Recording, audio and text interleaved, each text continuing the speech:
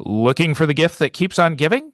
Therapy Notes, the highest rated EHR software, has everything you need to successfully run your practice. Whether you're a solo or group clinician, their comprehensive platform seamlessly combines scheduling, billing, documentation, assessment screening, telehealth, and more into one easy to use software. Try them for free for 2 months using promo code MODERN. You're listening to the Modern Therapist Survival Guide, where therapists live, breathe, and practice as human beings. To support you as a whole person and a therapist, here are your hosts, Curt and Katie Vernoy. Welcome back, Modern Therapists. This is the Modern Therapist Survival Guide. I'm Curt with Katie Vernoy, and this is the podcast for therapists about the things that go on in our profession, the ways that we operate in this world. And Katie and I have long been advocates for therapists at any point in their careers being able to maximize the amount of money that they can make. And what we wanted to do is take a lot of the complaints, a lot of the desires that we hear from people in the field about, hey, I want to make more money, whether it be in an agency, whether it be in a group therapy practice. This is not really an episode that's designed for going out and launching your own practice. We've got other episodes on that kind of stuff, but we wanted to talk about how does money work in this field? How does contracts work? Where does the money go when we hear people in group therapy practices saying, well, my supervisor, my group practice owner takes half of what I make? We wanted to maybe challenge some of those in a way that looks at how the money actually goes. What does the money actually go to do? And some of the things to maybe consider as part of all of that process. So Katie and I are going to dive into how this might look from either a community mental health agency or other kinds of agencies that are based on contract kind of work, and how this might look in a couple of different group therapy practice kinds of structures. So, Katie, how does money work? Oh, that's a big, big question. I think where I would like to start is very philosophical and potentially a little bit pushing back against some of the things that I've heard and read. There was an article that went around recently about the philosophy of payment and challenging the idea that group practice owners maybe shouldn't be making 2 times what their therapist should make. It's our psychotherapy group practice owners exploiting pre-licensed therapists. And we'll put a link to that in the show notes. It's a new blog, and the person that wrote it was going to do some follow-up. But it got me thinking, because there was this metaphor around a group practice owner being like someone who had bought a house and then was entitled to half of everything, even though they were not doing all of the work to keep the house running, which was what the rest of the family was doing. And it's not a great metaphor at all. And it really doesn't place the onus of these pay differences or even really understand the pay differences in a way that makes sense. We've had a couple of episodes where even you and I have argued about things, and it comes down to a lot of times clinicians, new clinicians, pre-licensed, provisionally licensed folks standing up and saying, supervisor or group practice owner or manager at a community mental health organization, you are exploiting me and I can't handle it. And in truth, it's not either that is wrong. The other side of it, of course, is group practice owners or supervisors or managers saying, you're so entitled and why do you want to make $1 bazillion? Where the money comes from, whether it's government contracts, insurance, infrastructure, societal norms, it is not completely in the control of the agency or the group practice owner. Part of it is this gigantic structural issue around value of therapy, what insurance will actually pay, what governments think that you can do with $2. And so to me, I feel like, as often happens, the workers and the managers are being pitted against each other in a system that is set up to make them fail. And so I just wanted to start with that big high level thing of the money that comes into a group practice or comes into an agency is defined by someone else typically than the person who is managing the practice or managing the agency. And so what we start from, in my mind, an amount of money that then we have to deal with when we're in those situations, when we're budgeting, when we're deciding how much to pay people. And yes, there are other things that can happen. And we've talked about this in other episodes. I'll link to those in the show notes over at mtsgpodcast.com. And there are just some realities that are pretty challenging for folks who have to pay other people for the work that they're doing. So I think that it will help to maybe frame this a little bit. I am a group practice owner. Katie, you've been a manager in community mental health before. And I work with a lot of teenagers in my practice. And sometimes some of the way that I hear some of these arguments is kind of akin to teenagers at their developmental level being able to make the arguments, well, it's my room. These should be my rules within my particular space. And while there's a certain perspective there that is based on the information that's known, our goal really in this is kind of how I approach working with some teens in my practice as far as being able to say, well, let's consider some of the things that we don't know. So that can maybe help to find some of the better balance here, because until I started running a practice and really looking at money and how I ended up paying myself or making some of the mistakes before that made it to where I wasn't paying myself, I think that sometimes being able to pull the curtain back a little bit and look at, okay, here's what the money actually goes to, or here's what's actually available, things start to make a little bit more sense as to why a lot of agencies end up paying kind of around the same amount, why a lot of practices, group practices, end up paying kind of the same amount when it comes to percentages of income. And so I think it might help us to maybe start with first, let's talk about some of the community mental health agencies. How do they get their money in the first place? Oftentimes in community mental health, there are contracts that folks can pitch to or programs can pitch to. They have requests for proposals, and you put down what your capacity is, you put down what your skills are, what your clinicians have been trained in, what other alternate providers or adjunctive providers can also do. And you put forward, this is what we can do. And if they think that you are reasonably situated to do it, you get a contract and you'll get an amount. And so it can be an amount that sounds pretty big and exciting. I don't know what the numbers are today, but I had one program that was probably $5 million. There was another one that was more like $775,000.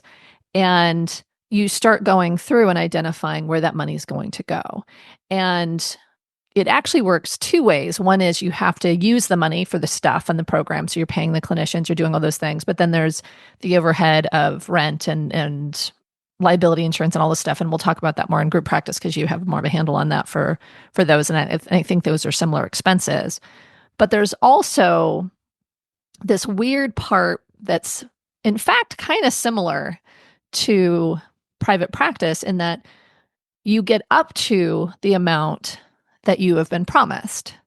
And so you have to bill to get the money.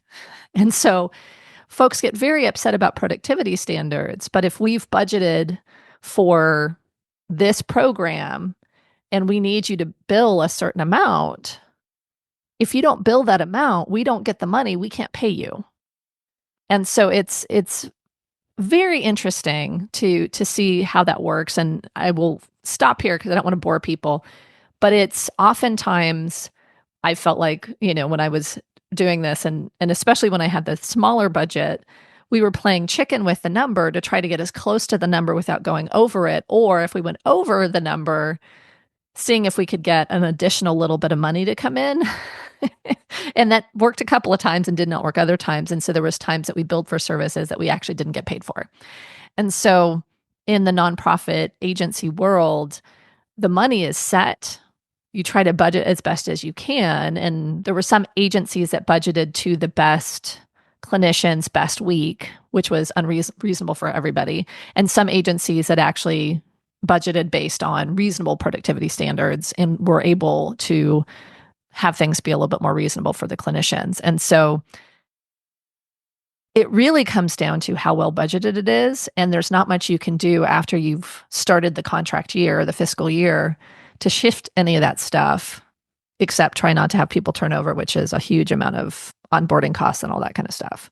So agencies, I think, plan. It's just sometimes their budgets are super tight because community mental health organizations are often asked to do what, we kept yelling about when I was in some of these places, unfunded mandates, where you have to do extra paperwork that is not billable to get the money, and you have to budget that into clinicians' time or other providers' time without it pulling back from what they're actually going to be able to bill. In addition to scheduling, billing, and documentation, Therapy Notes also offers 24/7 live customer support, ensuring you get answers whenever you need them, no matter your schedule. And with new features and updates being released all the time, you'll always be up to date with the latest and greatest in practice management. Try them free for 2 months using promo code MODERN. So just to maybe throw some numbers at this real quick. Okay. So if a community mental health agency gets a contract for $1 million, and I'm assuming within that, each of those sessions is negotiated for, this is what all of the sessions over this year cost. So if it's $100 per session, that community mental health agency has to do 10,000 sessions during that year. Yes. And so based on each of those sessions, some of that money has to go to the clinician. Some of it is figured in per session. This is going to overhead costs. This is going to admin costs. This is going to case managers or whoever else that's helping to, in whatever ways possible, make it to where clients are getting into the seats in those therapy sessions with the clinicians. Yes. Yes. And I think especially when we look at agencies or private practices that do insurance billing, especially government-based insurance billing, you're paying billers and sometimes full-time billers to do this work and chase down claims and make sure everything's accurate. You're also paying quality assurance to make sure that people are doing things properly, so there's not taking the money back. There's a lot of stuff, a lot of overhead that happens in agencies.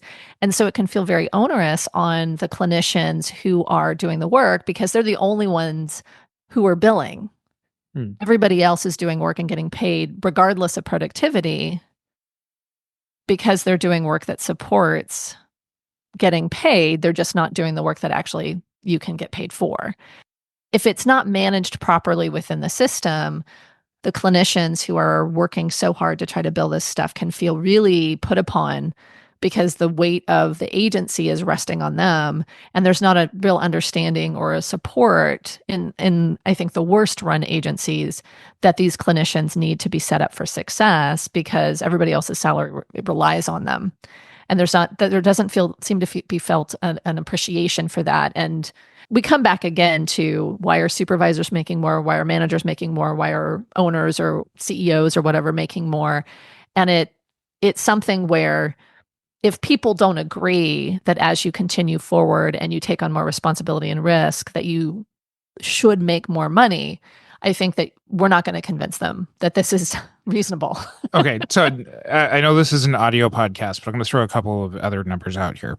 So continuing on with what we've said so far, at 10,000 sessions, if we're figuring it's roughly 50 weeks in the year, ease of math people, I know there's 2 more weeks, but that comes up to 200 sessions a week. And let's say this is even a reasonable agency that says each clinician needs to do 20 sessions per week. Mm-hmm. That would be 10 clinicians. Oftentimes, that would also mean 2 supervisors because you can only have 8 in a group supervision group. So that would be 2 supervisors. One of them may also be a manager who's running all of the background stuff. And so that would be whatever that looks like. So it could be going to meetings. It could be making sure that there's compliance with the grant rules, that kind of stuff. And if they're under another type of program. So I was a coordinator, but I was also a manager or like a director for intensive services. I was making sure that all of the programs were in compliance. Each of the coordinators were managing the specific contracts, and then there were some additional supervisors to do the clinical supervision. So that's a lot of infrastructure. And I was actually at an agency that was quote unquote management light.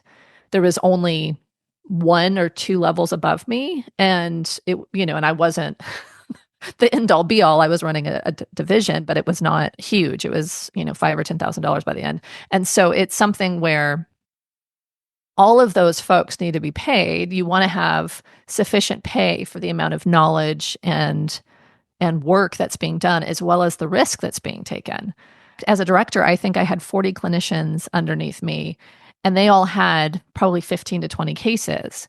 And I ultimately was the last person on the phone tree when there was an emergency. And so it's something where there's a lot of risk. There's a lot of extra time thought about things. There's additional trainings to be supervisors and managers. And so there's a lot that goes into it. And I think that there are potentially reasons why clinicians can justifiably feel like they're not being paid enough, given what the differences are in each of those levels and how they get paid.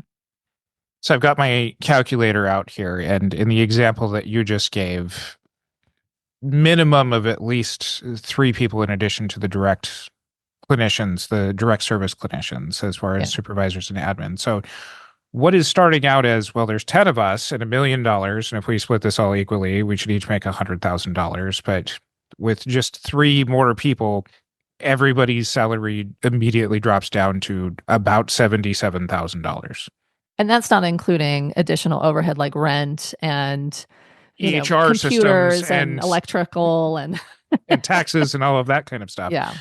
And I think breaking it down in this way helps me to make the most sense from, okay, this is what a budget actually looks like, because in addition to all of this is being able to build in, like you mentioned, some of the most expensive pieces of this is onboarding people and getting people trained before they're even actually able to see clients. Then there's all kinds of other overhead that goes along with it, a lot of other compliance issue kinds of things that make it to where $1 million really doesn't start out as $1 million when it comes to just salary for what's really kind of a very small agency in this hypothetical scenario. Yeah, and $1 million is super small. And then there's also the other piece of $100 is probably low. It was actually probably more. So theoretically, there's more give, but the math was much easier for $100 and 50 weeks.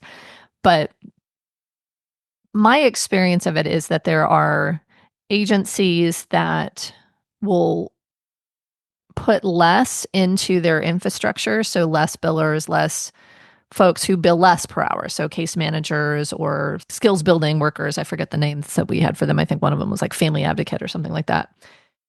Those folks bill less. They also make less. And so you can make more of the money with potentially lower pay for the providers or for the people who are doing the work.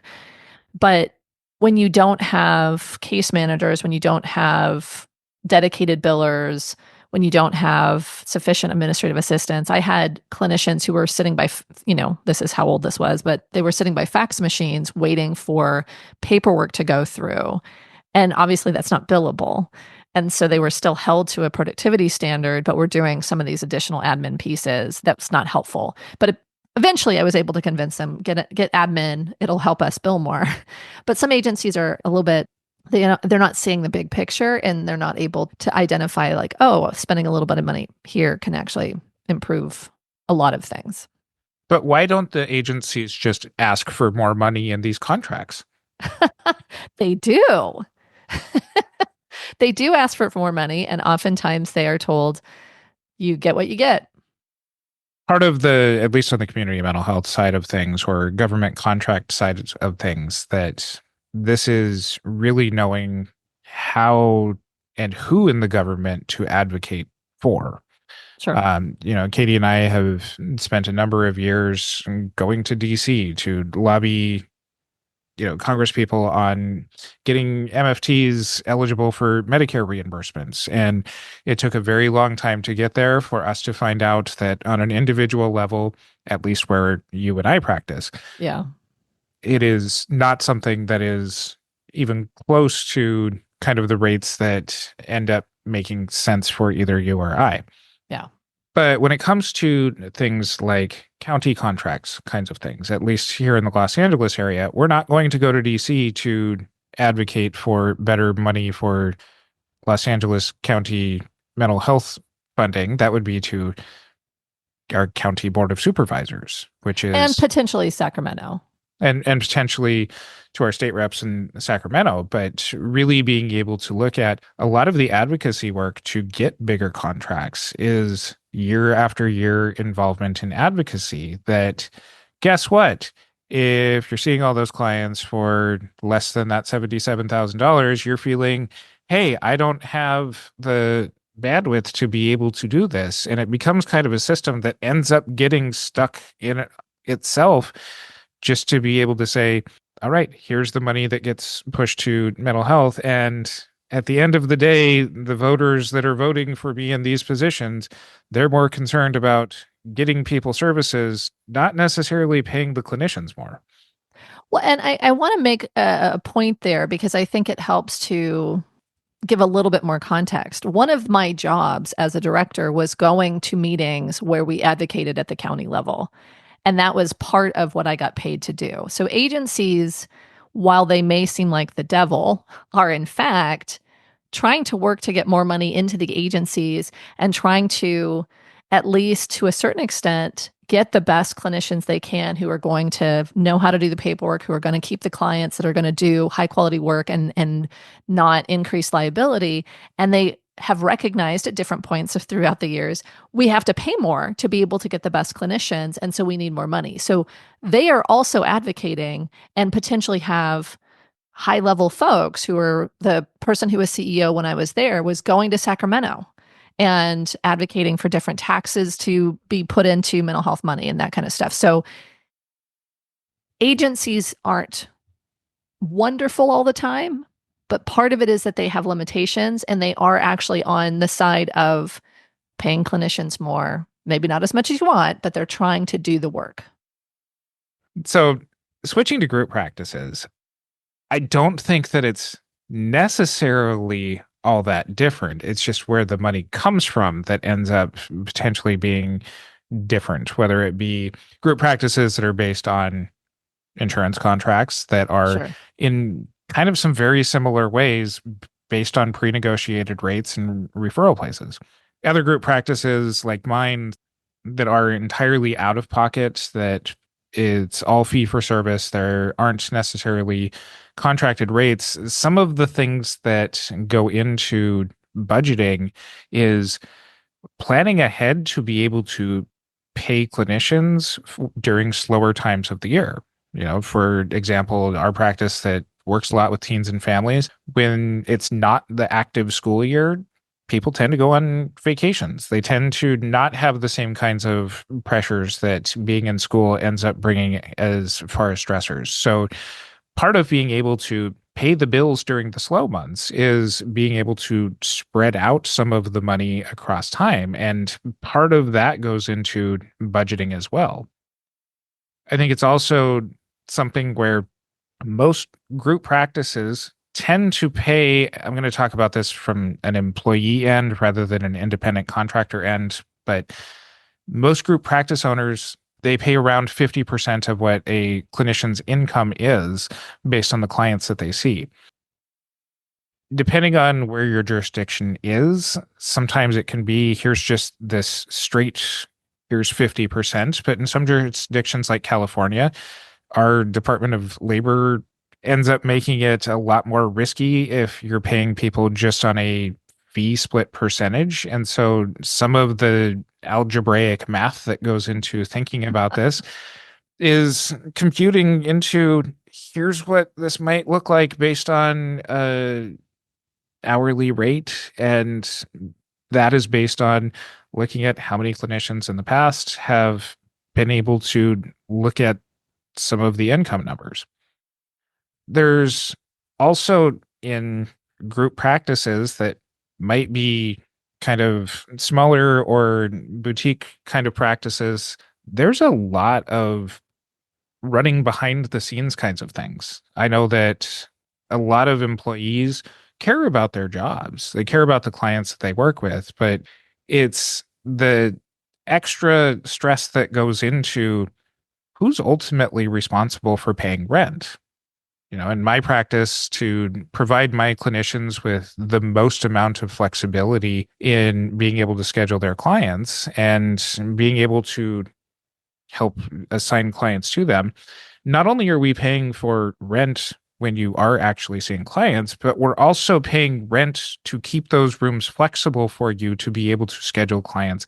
And that's part of what goes into the 40-50% that goes to the group practice owner side of things. I want to comment on that because I think a lot of newer clinicians, folks who are in the employee or, independent contractor seat, feel pressure because of productivity standards or even the additional productivity standard I've heard with group practice owners, which is maximizing the number of sessions versus the hours that the office is available. And so if you're going to be in an office for 8 hours, you have to see at least 6 clients during that time, kind of thing. And it sounds like you've managed that and budgeted that so that it's not as high pressure for that. It's overall productivity, not time and room productivity as well. But Yeah. it's something to consider. If your office is not making as much money as it can, room by room, as a group practice owner, you're losing money that you could be making and either reinvesting into the practice, paying your clinicians more with, or having more profit for you as a person who's taking a lot of risk. But so often I've heard from a lot of newer clinicians this feeling of just how onerous productivity standards are or some of these other requirements are, and they come from a real place. And so I just wanted to put that in there as well, because if a group practice owner has pulled the pressure off of that and you're getting paid differently because of it, that's why, so that you aren't feeling that pressure, so that you can do your practice at your own pace, and they're still able to be sustainable. And then it's the additional things that make a practice, not necessarily have some of those productivity pressures, or also just emphasizing taking care of employees. But, off the top of my head, some of the ongoing expenses, liability insurance, marketing, training clinicians, sick pay, retirement. There's, employer taxes. Taxes don't just get taken out of your paycheck, then your employer pays taxes on top of that. Covering supplies. If they're covering health insurance for you, there might be minimum standards as far as productivity on a week by week basis to get to all of that. And at the end of the day, there has to be some amount of administration time to being able to run a business. But there's also the admin time for the clinicians too, if they have extra time to do paperwork, or if they're taking supervision hours or those kinds of things. Like, those are all unpaid or unbilled hours right. that clinicians are getting paid for if they're Right. employees.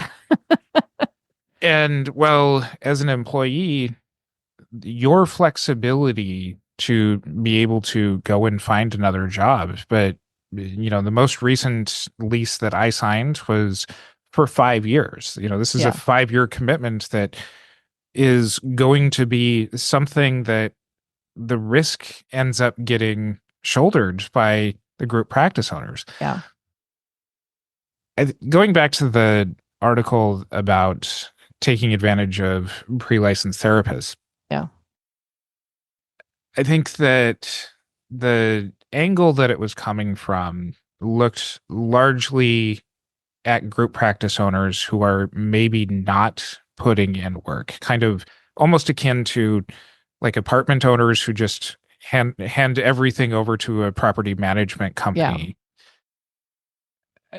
For taking an article like that as gospel and painting all group practice owners I would encourage you to look at your employment area and look at what is the management actually doing. Just like we pointed out earlier in the episode with the administrators in a contract agency or community mental health agency, looking at what is all of the work that's going on behind the scenes, because there can be a tremendous amount of unbilled hours or unpaid hours that the group practice owner is going through as well. Well, and I think the other thing to really look at, and we can talk about your experience if you want, or I can talk about some of the group practice owners I've consulted with, but a lot of group practice owners are still seeing clients. So they're still bringing revenue into the practice. They're also doing supervision of some sort. So there's a lot of additional clinical mental load that they're carrying and training that they're doing. And many are doing billing and payroll, and they're doing a lot of the administrative tasks that especially newer clinicians who've never run their own practice don't know exist. Mm-hmm. I mean, from your experience, are you working more or less the same than most of the folks you bring in to your practice and hire? I don't think that there is anybody on my team that would say I am doing less work than anybody else. I don't think you're doing less work than anyone in the world, Curt, because you do way too much work. And I think that that's something that my team appreciates in seeing leadership in our practice is shouldering some of the workload too. And I think that this is something where I'm also willing to take the step back and say, okay, out of your client that's bringing in this amount, this is where the dollars go to. And Yeah. I don't think that every group practice owner is willing to do that. I don't show necessarily the entire books as far as where everything goes, but to be able to say, okay, by the time that you're again making math easy here kinds of things, by the time that we look at your $100 client and you take $50 of that, and there's an extra 10 to 15% of that that goes out the door immediately for taxes, and so on and so on and so on, it quickly becomes that $100 goes away very, very quickly. Yeah. Well, and I think the other thing that a lot of clinicians don't see, my experience of a lot of other group practice owners I've talked to, you don't start with this huge kind of financial security net that is allowing you to take losses month after month when you first start with clinicians. We'll link to some of our financial folks who've talked about this in the show notes over at mtsgpodcast.com. But I think there's a lot of clinicians who move to group practice because they have a wait list, because they have maybe a little bit of money saved, and they start to bring on clinicians, and clinicians slowly build a caseload but are needing more money. And group practice owners pay their clinicians, their employees, or whoever before they pay themselves. They oftentimes take a lot less money because they're planning for those hard months, creating an emergency fund, a safety net fund, and potentially start with some debt, especially you're talking about a 5-year, rental period, a rental contract. There's also all of the upgrades and the furniture and all of the things that you put into those offices that are now part of the debt that you're holding that you're going to be paying down little by little. I think when we talk about folks who are making a ton of money off of group practice, these are people who are much further down the road and are not, and have hit their sweet spot and are not growing and trying to expand, which incurs cost. And so many group practice owners have gone years with paying themselves very little, paying themselves less than the clinicians that they've employed. And at some point, they get to make some money. And I can't speak for all group practice owners, but I will say, and we want to pay all of our clinicians more. We want to do this. Like, this is, I've heard that a lot too. This is not all right, I am here to take advantage of everything. But the real point of this episode is, if there's not more money, there's not more money. Yeah. Yeah. So You can find our show notes over at mtsgpodcast.com. Follow us on our social media. Join our Facebook group, the Modern Therapist Group, to continue on with this conversation. And until next time, I'm Curt Wilhelm with Katie Vernoy. Thanks again to our partner, Therapy Notes. Don't forget to use promo code MODERN for 2 free months today and see why they're the #1 trusted EHR among behavioral healthcare professionals. Thank you for listening to the Modern Therapist Survival Guide. Learn more about who we are and what we do at mtsgpodcast.com. You can also join us on Facebook and Twitter. And please don't forget to subscribe so you don't miss any of our episodes.